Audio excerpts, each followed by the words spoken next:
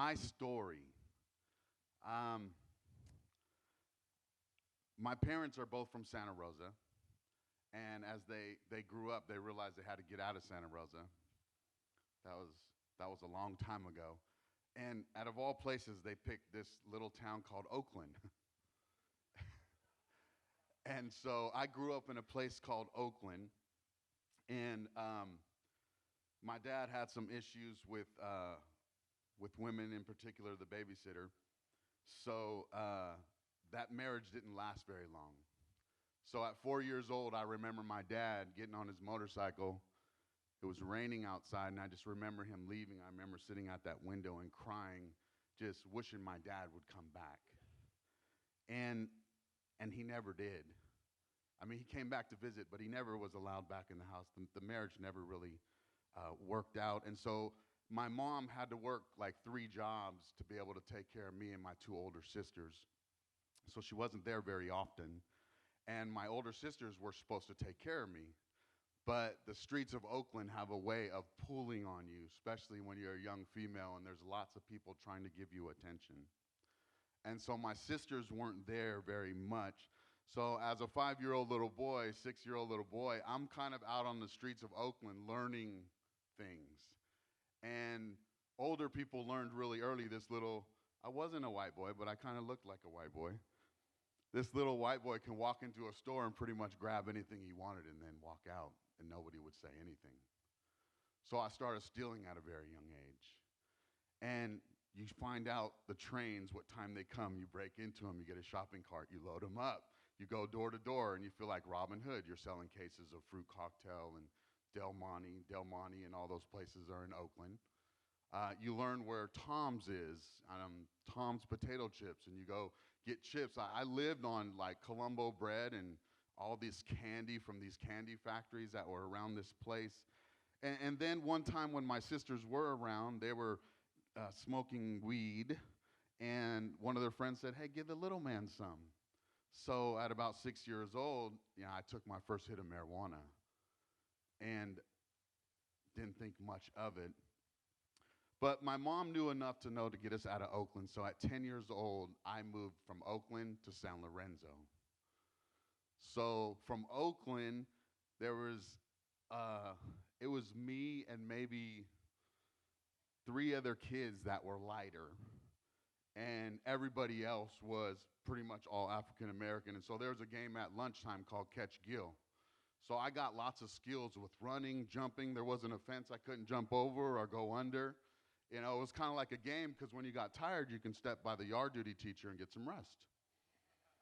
But then somebody had the bright idea that, hey, if we chase them after school, there's no yard duty teacher.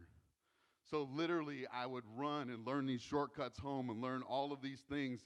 And people want to make it a black or white thing. I don't think it was ever a black or white thing. I think it was whatever kid doesn't look like he belongs is the kid that gets picked on. You know what I mean?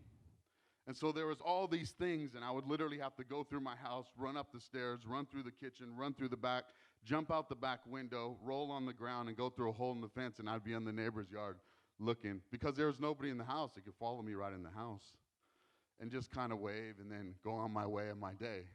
Those are some of my normal days. But when I went to San Lorenzo, it was all white. And then everybody wanted to say, "Why do you talk like that? Why do you walk like that?" I have my little limp. You got to have your little limp. "Why do you talk like that? Why do you walk like that?" I'm like, "What are you talking about?" So then they started making fun of me because I talk like something they don't. And so in both worlds, I kind of got isolated and I got pushed. So I found a little crew to hang with that kind of knew what drugs were. So we got involved in drugs. My mom got together with a guy, and she started selling drugs. So I was in there stealing her stuff, riding bikes, going to a friend's. We started doing meth at around 10 years old, escalated, got into more trouble, more problems, and my mom made me move in with my dad. And so life was going good for a minute. Oh, I got my own bed. I got a king-size water bed. One day, Dad comes home and says, "Hey, moving to Santa Rosa." Santa Rosa? Who in the world would move to Santa Rosa? I was a city guy, and the house that we moved on is an old piece of property that's behind Walmart right over by Roner Park. And now there's nothing on it. It's just a corner piece of land, but there was these old shacks on it. Barney remembers we used to hang out there. And there was cows across the street, and it was just like all of this stuff was going on. But the whole time, to be honest with you, we like to say people have choices. I didn't have a choice where I was born. I was born in Oakland, California. I didn't have a choice that my dad left when I was 4. I didn't have a choice that my mom had to work 3 jobs. I didn't have the choice that the streets of Oakland kind of pulled my sisters in, and I was around just kind of being taken advantage of, used to do this and used to do that. I didn't have a choice when we moved to another city. I still didn't fit in. I didn't have a choice that the drugs were in the house and everybody else was doing it, so it just seemed like it was the thing to do. I didn't have a choice when I had to go move with my dad. And I finally had my own bed, and it was a water bed, and that was big things in the 80s. I didn't have a choice when he said, hey, we're moving to Santa Rosa. I didn't have a choice that there was cows across the street. I didn't have a choice. And so here I am trying to figure out how to survive. The good thing, well, our bad thing, Ruben, you know these things. This is my cousin, his beautiful wife. That I had a lot of family here. My mom and my dad were both from here. So as I got together with these families, they kind of knew about drugs just like that. And so things progressed. At 18 years old, I met a girl. And she was very pretty, Jehovah's Witness girl. And so she's going to take me to Kingdom Hall. So I go to this Kingdom Hall, and I see these nice people.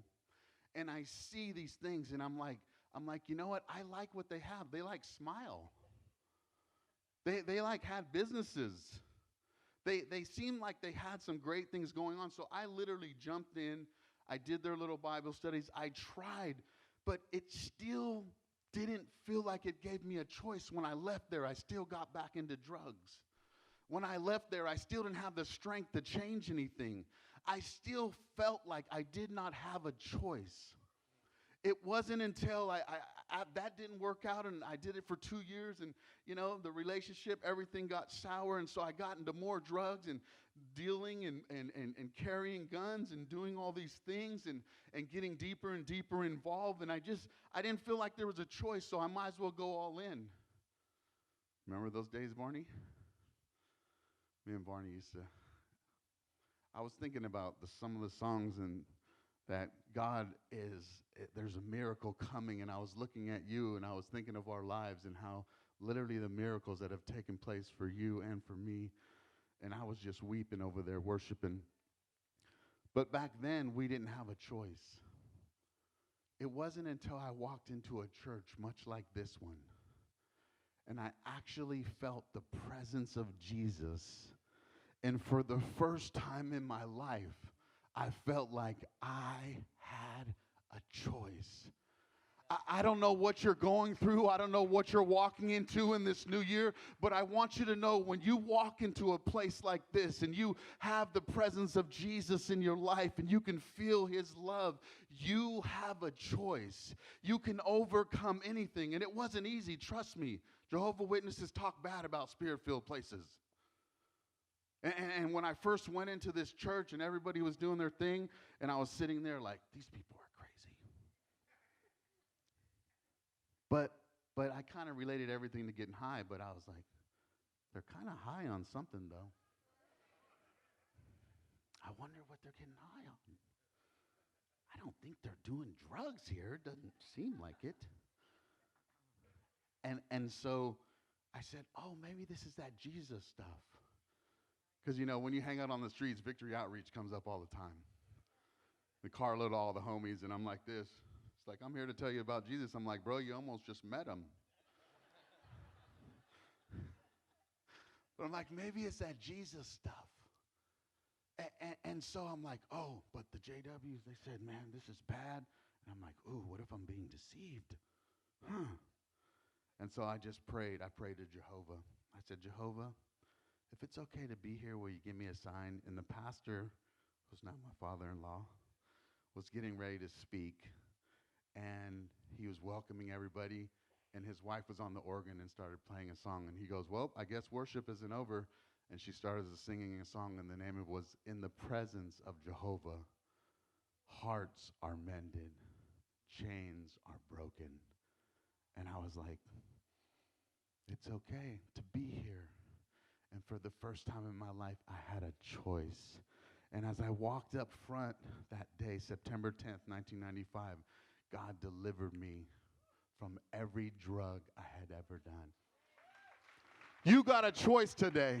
You got a choice when you're walking in the new year. You have a choice. And those around you that feel bound, if you can just somehow get them in the presence of God, they'll have a choice too. Thank you so much.